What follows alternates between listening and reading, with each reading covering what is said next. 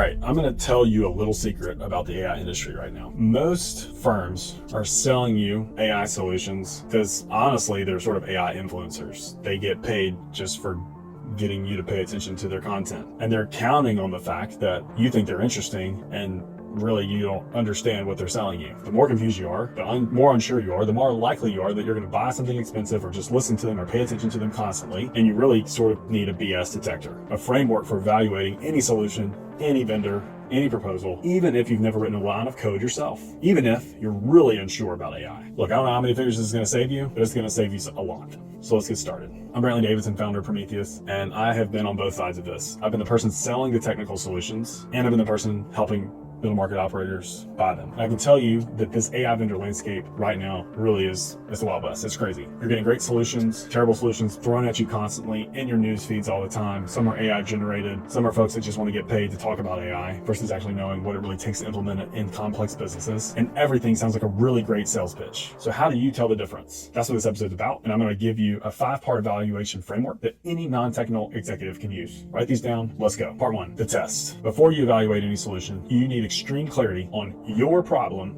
that you're solving. I know this sounds obvious, but I can't tell you how many leaders that we've met and that we've come in and we've seen the tool that they bought because it seemed interesting. And then really, when they looked at it, the problem that they were trying to solve, it just didn't solve it. And they're really evaluating these tools backwards every time. So in one breath, can you complete this sentence? We're spending X dollars per hour on this process and it's causing this impact. Because if you can't fill in that line clearly, then you're really not ready to buy anything. Go spend the time to do the diagnostic work first. Understand the impact, understand the process or lack of process, and the specific impact that it's having in your business. Once you really have that clear problem statement, now you're able to evaluate the team, the vendor, and how they're approaching that specific problem. Not necessarily against a really clever demo or a clever feature list, but against your specific problem. Look, we've had a client who was pitched a very significant AI platform. He loved the demo, he saw the vision, it was a beautiful tool, but as we were working with him, and we really just asked, hey, this one specific easy question of, does this really solve the scheduling bottleneck that you're currently having in your business? The platform did a lot of stuff. Scheduling and optimization, which was this business's significant problem, that was not part of the tool. Expensive solution wasn't necessarily wrong or bad. It just wasn't right for this client-specific problem. Always start with the problem. Part 2, the data test. This is where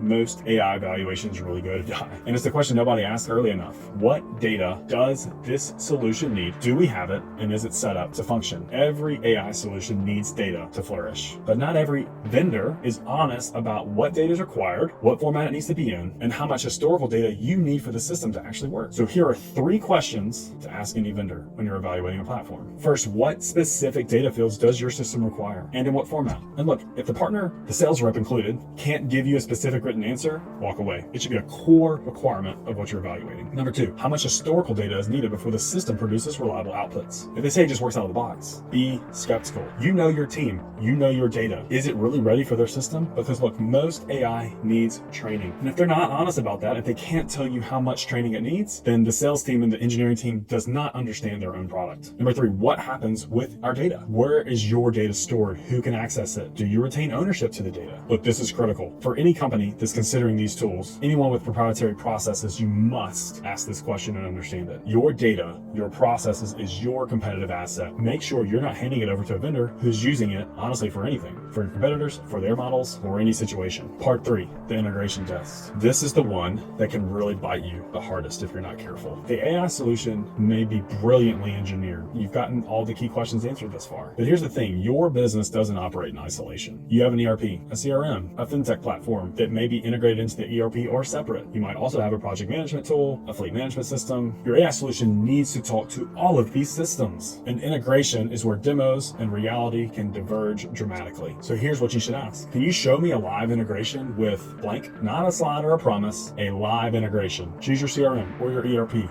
or the core platform that you want to help have efficiency in and see it live. If they can't show you, ask, well, how many customers are currently running on this type of integration? If it's 0 or we're developing it, or if you're the beta tester, that can be fine, but it should come with a significant discount and very, very different expectations for how quickly it's going to have growth in your business. Also ask about the integration method. Is it native, API, MCP, Does it require middleware? Each implication is a consideration for cost and maintenance and reliability that you must understand before making a decision. And here's an example. It's not that fun. We had a client who purchased a fully integrated PM tool. Turns out that fully integrated meant that they could integrate a CSV file from their system into their ERP. That's not integration, that's a chore. Part 4, the ROI test. This one's simple but powerful. Simply, hey, vendor, partner, can you give me 3 references, companies similar to my size and industry who've achieved measurable return with your solution? And I'd love to talk to them directly if possible. Watch the response carefully. Good vendors will have references ready. They're going to be proud of them. They would love to brag about their references. They're going to connect you quickly. Bad vendors will do one of 3 things: give you references from companies nothing like yours, give you references who haven't actually completed implementation, or stall and never connect you. When you do talk to references, ask these questions. What was the implementation like? The timeline, the reality, the cost, any surprises? How long before you saw results? What would you do differently? What did that vendor not do well? And look, the last question is really important because everyone has weaknesses. I'm not here to tell you that a vendor should be perfect. If a reference can't even name and say what those vendors did incorrectly, they may not be being honest with you, or they weren't in tune enough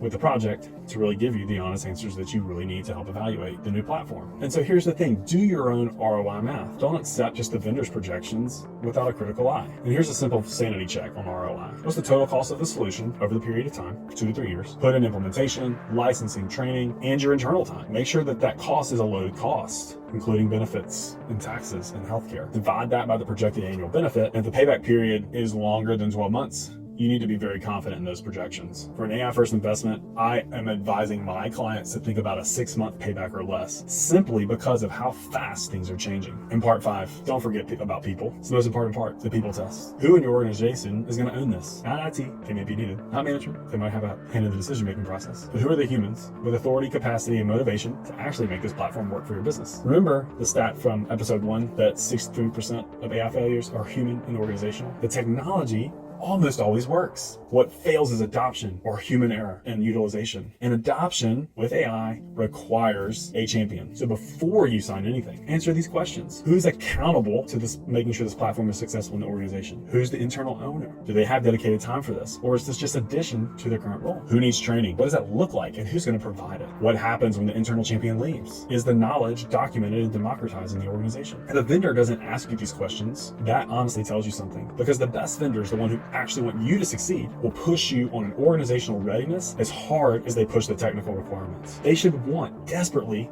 their platform to work in your business, which means human training. I'll be transparent. This is how we work at Prometheus. Before we implement anything, we run an audit, we evaluate your people, we get to know your people, and we get to know your processes alongside your data and tech. And because I've seen so many great tools fail because nobody thought about the humans who have to use them, this is such a core part of how we work and how we want others who work with technology partners to work as well. So let me give you the cheat sheet. 5 tests. Print this out, screenshot it, bring it to a vendor meeting, save it for your usage. The problem test, is it solving a specific quantified problem? The data test, do we have the data it needs in the format that it needs? The integration test, does it actually connect to our systems? The ROI test, can they prove results with companies like ours? And the people test. Do we have the right person to own this? If a vendor passes all 5 tests, consider them. If they fail even one, proceed with extreme caution. And if you want a neutral third party to help you evaluate your options, that's another thing that we do. We're not tied to any specific vendor or platform. We're technology agnostic, which means our only incentive is finding the right solution for your business. Thanks for watching the series. I'd love to connect with you directly on what you're thinking through with AI and various evaluation platforms. Take the AI quotient assessment with a link below to get an honest picture of where you and your business stand. If you found the series helpful, please share it with another operator or leader who's trying to figure this out, because we're all in this together and it's moving really fast. Stay tuned.